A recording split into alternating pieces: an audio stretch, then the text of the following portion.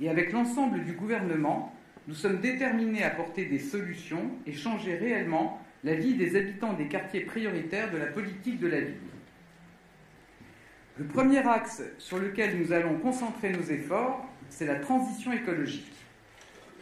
Quand on pense politique de la ville, la transition écologique n'apparaît pas toujours comme une priorité. Pourtant, alors que les conséquences du dérèglement climatique apparaissent de plus en plus clairement, les habitants des quartiers populaires sont les premiers à les subir. On l'a dit, ils vivent dans des logements où il fait souvent trop chaud l'été et trop froid l'hiver.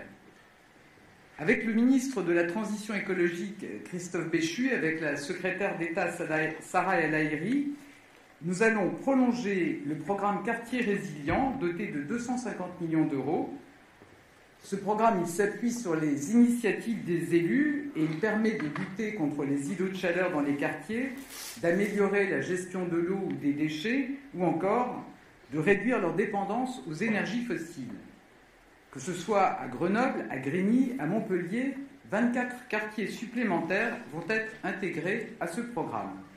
Et puis, plus largement, nous allons accélérer la transition écologique dans les quartiers, et donc le Fonds vert, comme vous l'avez demandé, Monsieur le Président Gilles de Proust, sera mobilisé de façon prioritaire dans les QPV en ciblant 15% de son enveloppe totale. Et puis je veux dire un mot de la rénovation du bâti, en particulier dans les copropriétés. Les copropriétés dégradées sont l'image même de l'habitat indigne et de l'insécurité qui s'y attache. Leur rénovation doit être une priorité absolue. Nous allons donc nous inspirer du rapport de Mathieu Hanotin et de Michel Lutz, que je salue et que je remercie, en déposant un projet de loi d'ici la fin de l'année pour intervenir plus rapidement et plus efficacement sur les copropriétés. Je sais pouvoir compter sur la mobilisation du ministre chargé du Logement, Patrice Vergrit, sur cet enjeu clé. Notre deuxième priorité, c'est l'emploi et l'activité économique. Je l'ai dit, on le sait, la politique de la ville est née du chômage de masse et de la désindustrialisation dans des grands ensembles qu'on avait souvent construits pour justement accueillir les salariés de l'industrie. Que ce soit à Roubaix pour les ouvriers du textile ou à Chanteloup pour ceux de l'automobile, les emplois sont partis, mais les habitants sont restés. Aujourd'hui, la donne change, notre pays se réindustrialise et la perspective du plein emploi doit nous aider à transformer les quartiers prioritaires de la politique de la ville et à offrir des opportunités à leurs habitants. La formation et l'emploi sont les clés de l'émancipation et de la liberté pour chacun de choisir sa vie. Pour obtenir des résultats concrets sur ce terrain, nous actionnons plusieurs leviers. D'abord, je pense que tous ici, nous le savons, les quartiers populaires regorgent de talent, de dynamisme et d'idées. Ils peuvent donc être un terreau fertile pour l'entrepreneuriat. Des moyens sans précédent seront alloués au nouveau programme d'accompagnement à la création d'entreprises, Entrepreneuriat Quartier 2030, avec le concours de la Banque des Territoires et de BPI France. Le programme d'inclusion par le travail indépendant se poursuivra également avec 100 millions d'euros pour les 4 prochaines années. Ensuite, même si le chômage baisse dans nos quartiers, il reste trop élevé et bien supérieur au reste du territoire. Nous devons aller vers ceux qui sont les plus éloignés de l'emploi, les aider à trouver une formation ou leur apporter l'accompagnement nécessaire. Dans ce but, avec le ministre du Travail Olivier Dussopt et la ministre déléguée Carole Grandjean, nous lançons un fonds doté de 300 millions d'euros sur les 3 prochaines années pour mobiliser des associations de lutte contre la pauvreté à cette fin, et la moitié bénéficiera aux habitants des QPV. Enfin, pour que ces initiatives soient réellement efficaces, nous devons naturellement pouvoir compter sur la mobilisation des entreprises pour embaucher et former les habitants des quartiers. Cette mobilisation des entreprises, c'est l'objet même du programme Les entreprises s'engagent. Nous nous fixons l'objectif d'y intégrer 2000 entreprises de plus. J'ajoute que nous devons doubler notre action d'une politique ambitieuse de lutte contre les discriminations. Il est inacceptable que certains noms ou certaines adresses puissent condamner au chômage. Donc je voudrais saluer à nouveau l'engagement de nos parlementaires et en particulier de Marc Ferracci sur ce sujet. Et avec la ministre Bérangère Couillard, nous doterons l'administration des moyens nécessaires pour conduire dès 2024 des opérations de testing massives. Notre objectif, traquer les discriminations dans l'accès au stage, à l'embauche, au logement ou encore aux prêts bancaires. Le troisième axe de notre action, c'est l'accès aux services publics, aux politiques publiques de droit commun qui doivent s'appliquer au moins aussi bien dans les quartiers qu'ailleurs.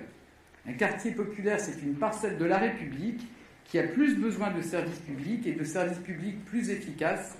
Les habitants nous l'ont encore redit ce matin. Porter un effort accru pour les quartiers prioritaires de la politique de la ville, c'est par exemple ce que nous faisons depuis 6 ans pour l'école. Le ministre a rappelé l'engagement que représente le dédoublement des classes en grande section au CP, au CE1. Mais plus généralement, nous devons rendre à l'école tout son rôle pour l'égalité des chances et la promotion sociale.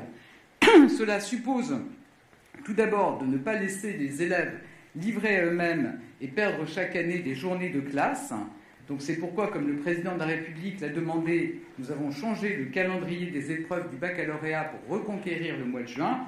Et puis, nous allons proposer un accompagnement renforcé aux élèves les plus en difficulté en les accueillant les derniers jours du mois d'août de manière anticipée. Nous allons généraliser les cités éducatives qui seront dotées des moyens suffisants pour tenir leurs promesses d'émancipation.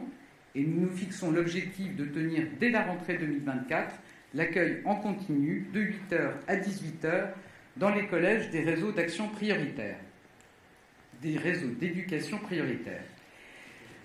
Lutter contre les inégalités de destin, c'est bien sûr agir pour notre école, mais c'est aussi plus largement agir aussi pour la culture.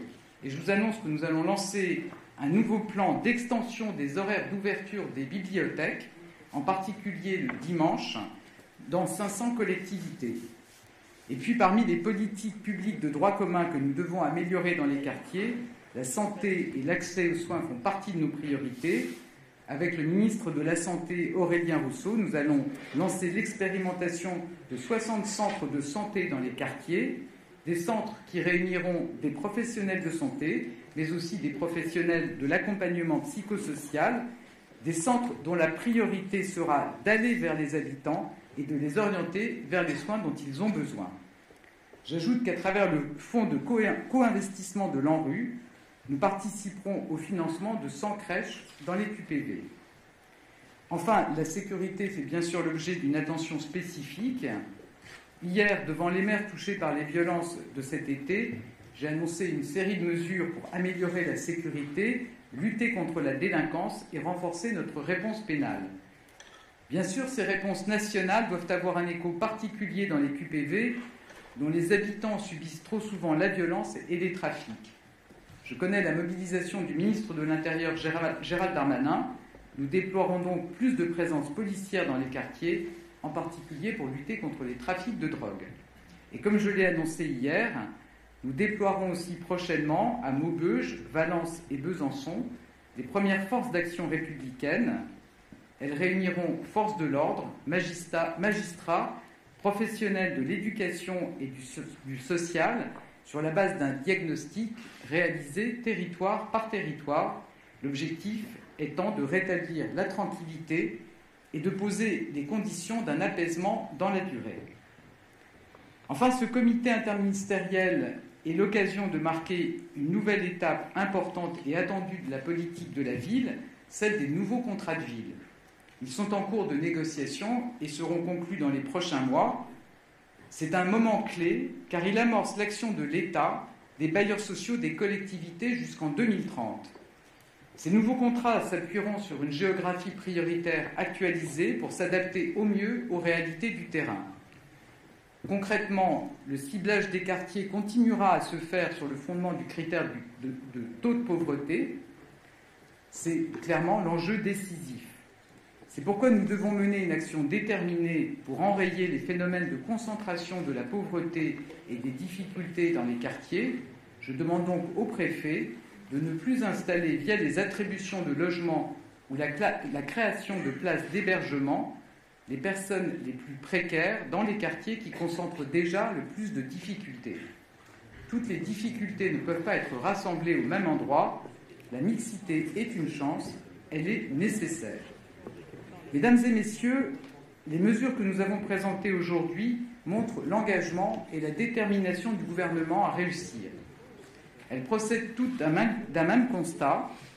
Nos quartiers sont une richesse et ne demandent qu'à exprimer leur potentiel. Si nous sommes au rendez-vous et que nous donnons aux habitants des quartiers les moyens de choisir leur vie, ils peuvent être un atout formidable pour notre pays.